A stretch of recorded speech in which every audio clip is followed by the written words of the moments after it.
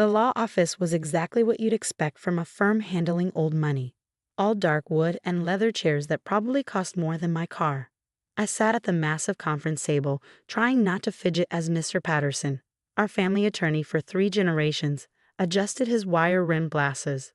My brother Marcus lounged in his chair like he owned the place, which after today he practically would. Let's begin the reading of Harold and Elizabeth Montgomery's last will and testament, Mr. Patterson intoned solemnly. I gripped the edge of my chair, already knowing what was coming. Our parents had never been civil about their favorite child. To our son Marcus Montgomery, we leave our primary estate valued at $12 million. Our summer home in the Hamptons valued at $5 million. All stocks and bonds currently held in our portfolio valued at approximately $3 million, and liquid assets totaling. The list went on. With each item, Marcus's smile grew wider. I tried to keep my face neutral, but my stomach churned. 20 years of being the responsible child, the one who stayed close to home, who helped manage the family business while Marcus partied his way through 3 different colleges. And this was the result. Finally, Mr. Patterson turned to me. To our daughter Olivia Montgomery, we leave the old family farm in Montana, previously owned by Harold's father. Marcus actually snorted. The dirt farm? Oh, that's perfect. I remember that farm from my childhood visits to Grandpa James.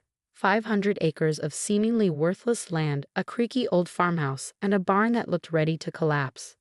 Grandpa had spent his final years there, everyone thinking he'd gone slightly mad, muttering about his project, and refusing to leave. Additionally, Mr. Patterson continued, there is a letter for Olivia. He handed me a weathered envelope. The paper was thick, expensive, Dad's preferred stationery. Inside was a single sheet.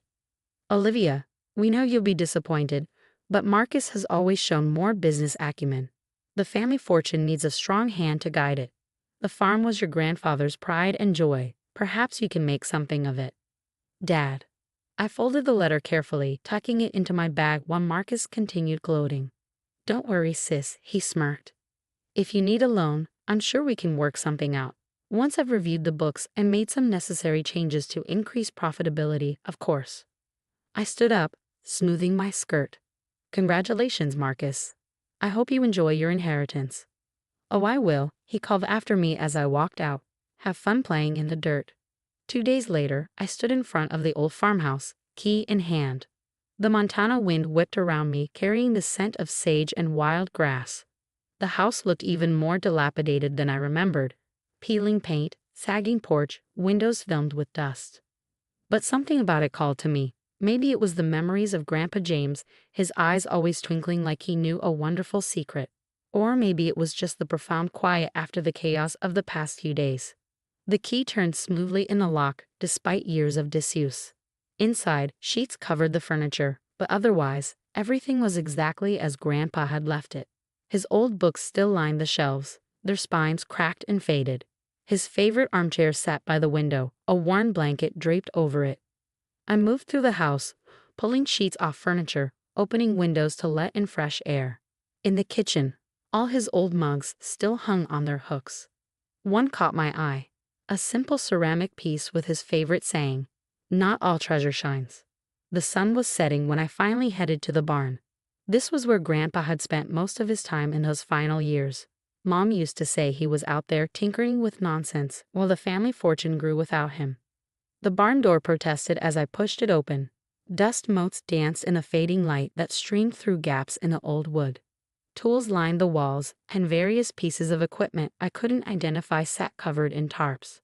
But it was the massive safe in a corner that drew my attention. I'd never seen it before. It must have been hidden behind equipment during my childhood visits. It was ancient solid steel, with a combination dial that looked like something from a bank heist movie. My heart started pounding. Next to the safe was a dusty frame. Inside was a photograph I remembered from my last visit. Grandpa and me sitting on the porch steps. I was 12, gangly and serious in my school uniform. He was laughing, his arm around my shoulders. But what caught my eye was the series of numbers written in his familiar scrawl across the bottom. For Olivia, when the time comes. 12 to 35, 82 to 17.9. My hands trembled as I turned to the safe. Could it really be that simple? I spun the dial carefully. 12, 35, 82, 17, 9. The mechanism clicked. Inside, stacked neatly on metal shelves, were dozens of leather-bound notebooks. Maps covered in markings and annotations, geological surveys, mineral rights documents, and on top another letter, this one in Grandpa's handwriting. My dearest Olivia, if you're reading this, then they did exactly what I expected. They gave you the farm because they thought it was worthless. Your father never understood what I found here. He was too busy chasing paper wealth to see real value. But you, my girl, you always understood that true worth isn't always visible on the surface. You have your grandmother's eyes, always looking deeper than others do. What I found here is going to change everything. But first, you need to understand what you're really holding. Start with the red notebook. It explains the initial surveys. I picked up the red notebook with trembling fingers. The first page made my breath catch. Preliminary analysis, rare earth elements estimated deposit size. One of the largest untapped reserves in North America, current market value. Incalculable. I sank to the dusty floor, the notebook clutched to my chest, as the magnitude of Grandpa's secret began to dawn on me. This wasn't just a dirt farm. This was an empire waiting to be built. My hands shook as I read through Grandpa's notebooks late into the night. The kitchen table was covered in his research, detailed geological surveys, market analyses, environmental impact studies. This wasn't the work of a crazy old man tinkering with nonsense. This was the methodical research of a brilliant mind who had discovered something extraordinary. The farm sat on one of the largest deposits of rare earth elements in North America. These minerals, critical for everything from smartphones to electric vehicles to military technology, were worth billions.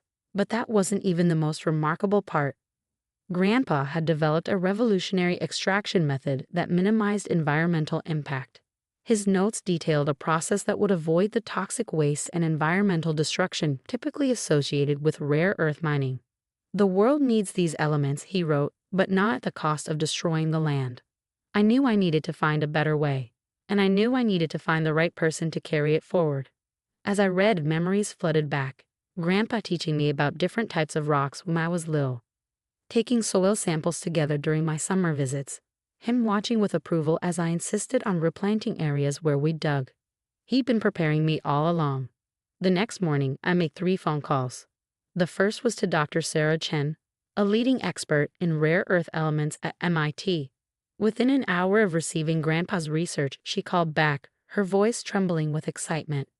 This extraction process, it's revolutionary. We've been trying to solve this problem for years. Your grandfather was a genius. The second call was to James Morton, an environmental lawyer I'd worked with at my old firm. The permits are already in place, he said, amazed. Your grandfather filed everything under a shell company 20 years ago. They're still valid. He thought of everything. The third call was to Marcus. He answered on the first ring, probably hoping I was calling to beg for money. Having fun playing farmer? He asked smugly.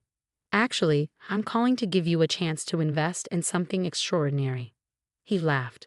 What, you need help fixing up that worthless property? No, I said calmly. I'm offering you a chance to be part of what's about to become one of the most valuable mining operations in North America. But you'll have to act fast. I'm meeting with other investors this afternoon. There was a long pause. What are you talking about? Come see for yourself. Bring your financial advisors. But just know, this is a courtesy offer because you're family. I don't actually need your investment. 2 days later, Marcus stood in the barn, staring at Grandpa's research with a face that had gone from skeptical to stunned to almost green with envy. His team of experts had verified everything. The mineral deposits, the extraction process, the permits, all of it. This is worth, he swallowed hard. Billions, I finished for him. With the current market for rare earth elements and Grandpa's environmentally sound extraction process, we're looking at potential valuations over $50 billion. He tried to rally. Our lawyers will contest the will. Dad couldn't have known about this when Actually, he did. I pulled out another letter I'd found in the safe. Grandpa told him about the initial discovery 30 years ago. Dad dismissed it as another one of his crazy schemes. He never bothered to verify it. That's why Grandpa created all these shell companies and trusts, to protect his work until it reached the right person. Marcus sank into a chair. He knew. Dad knew about this and still gave it to you. He gave it to me because he thought it was worthless. I corrected him, just like he thought I was worth less than you. I walked to the window, looking out over the land that held such extraordinary treasure. You know what's ironic? All those years of business school, all those lectures about seeing value and seizing opportunities, and Dad missed the biggest opportunity of all because he couldn't see past his own prejudices. So what now? Marcus asked, his voice small. You're just going to cut the family out? I turned back to him. No, I'm offering you a chance to be part of something revolutionary. Not as the controlling interest, that's non-negotiable, but as a partner. A real one who has to work and prove their worth, not just coast on their name. And if I refuse, then you'll have to content yourself with your $20 million inheritance while I build a company worth billions. I smiled. Your choice. Over the next year, everything changed. Montgomery Sustainable Resources became a leader in rare earth element mining, with contracts from major tech companies around the world. Our environmentally sound extraction process set new industry standards. The worthless farm became the cornerstone of a new kind of mining empire. Marcus did eventually join the company, and surprisingly, being forced to work his way up from a lower position taught him some humility. He turned out to be quite good at international sales, once he learned to listen more than he talked. Mom and Dad stopped talking about business acumen and started avoiding business discussions altogether. It was too uncomfortable to acknowledge how spectacularly wrong they'd been. As for me, I kept Grandpa's old mug in my office. Not all treasure shines, to remind me of the quiet man who saw value where others didn't. The farmhouse, restored but still modest, became my favorite place to work. The creaky porch steps where Grandpa and I used to sit were perfect for reading reports as the sun set over the Montana hills. One evening, as I sat there reviewing proposals for our latest expansion, I found an old photo tucked in one of Grandpa's notebooks. It showed him as a young man, standing proudly on this same porch. On the back, he'd written, "True wealth isn't in what you have, but in seeing what others miss."